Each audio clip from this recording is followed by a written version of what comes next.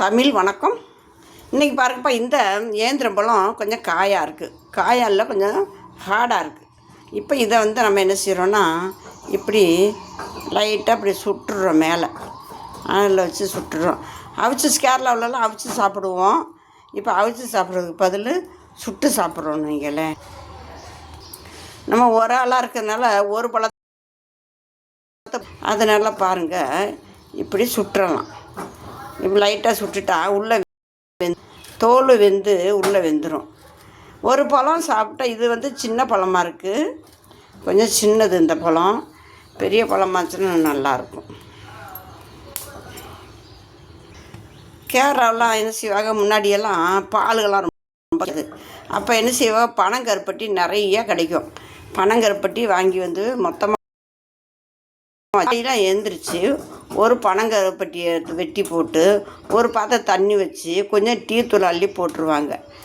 போட்டு அந்த தண்ணி நல்லா கொதித்து வரும்போது, கொதித்து அந்த டீத்தூள்லாம் கரைஞ்சி வரும்போது என்ன செய்யும், பனங்கருப்பட்டி வாசமாக இருக்கும். பனங்கருப்பட்டி டீ அது சாப்பிட்றதுக்கு சூப்பராக இருக்கும். இந்த பழத்தில் ஒன்று சாப்பிட்டுட்டு அந்த டீயில் ஒன்று சாப்பிடுவாங்க. சாப்பிடும்போது வயிறு ஃபுல்லாயிரும். அதுதான் காலை சாப்பாடு அவங்களுக்கு ஓகேவாயிரும். மத்தியான சாப்பாடுக்கு என்ன செய்வாங்க, சப்பாத்தியை சுட்டு பேப்பரில் மடித்து அவங்க கொழுந்து காட்டுக்கு போகிற அந்த சாக்கு மாதிரி கட்டியிருப்பாங்க இடுப்பில். அதில் கட்டி அது உள்ளே அந்த சப்பாத்தியை மடித்து அதில் போட்டுட்டு தக்காளியை வதக்கி துவையல் மாதிரி வச்சு சப்பாத்திகளை வச்சு மடித்து கட்டிட்டு போட்டு போயிடுவாங்க. அதுதான் மத்தியான சாப்பாடு. அது சாப்பிட்டு தண்ணிக்கு என்ன செய்வாங்க, இந்த பிளாஸ்டிக் கவர் எடுத்து என்ன செய்வாங்க, 2-3 பேர் எடுத்துகிட்டு போய் அருவியில் தண்ணி ஊற்று அந்த தண்ணியை சாப்பிடுவாங்க மத்தியானத்தில். இப்போ இந்த பழம் சுட்டுருச்சு பாருங்கள், இந்த பழம் நல்லா சுட்டுருச்சு, கொஞ்சம் ஆற விட்டுறணும்.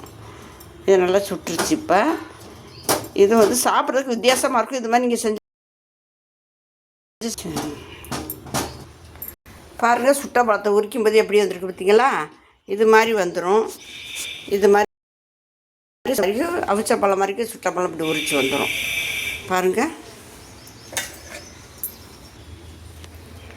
எப்படி இருக்குன்னு, இந்த பழம் பாருங்கள் எப்படி இருக்குன்னுட்டு. சாப்பிட்றதுக்கு ரொம்பவே டேஸ்ட்டாக இருக்கும். கண்டிப்பாக அது மாதிரி செஞ்சு சாப்பிட்டு பாருங்களே. பாருங்கள், அப்போ காலை சாப்பாடு அருமையான சாப்பாடு. 2 ப்ரெட்டு, 1 டம்ளர் பால், 1 முட்டை, அவிச்ச முட்டை, 1 பழம், 2 தட்டை. எதுக்குன்னா இதுகளெல்லாம் சாப்பிட்டா கொஞ்சம் மொறுன்னு சாப்பிட தோணும். அதனால் இந்த தட்டை. சுகர் உள்ளவங்களும் வயசானவங்க என்ன மாதிரி முதியோர்கள் சும்மா இருக்கிறதுக்கு என்ன செய்யணும், காலை சாப்பாடு என்ன செய்யணும் யோசிச்சுக்கிட்டு இருக்கணும். இது மாதிரி செஞ்சு சாப்பிட்டீங்கன்னா ரொம்ப ஈஸியாக இருக்கும். கண்டிப்பாக இது மாதிரி செஞ்சு சாப்பிட்டுக்கோங்க. ரொம்ப ஈஸியான சாப்பாடு, காலை சாப்பாடு முடிஞ்சு போச்சு. இதுவே சாப்பிட்டாவே போதும். மத்தியானத்துக்கு அதுக்கப்புறம் என்ன செய்யலான்னு பார்த்துக்கலாம். அருமையான சாப்பாடு பாருங்கள். தமிழ் வணக்கம். இது மாதிரி செஞ்சு சாப்பிட்டுக்கோங்க. வயசானவங்களுக்கு முக்கியமான சாப்பாடு தமிழ் கோதுமை பிரெட்டு முக்கியமான சாப்பாடு. தமிழ் வணக்கம்.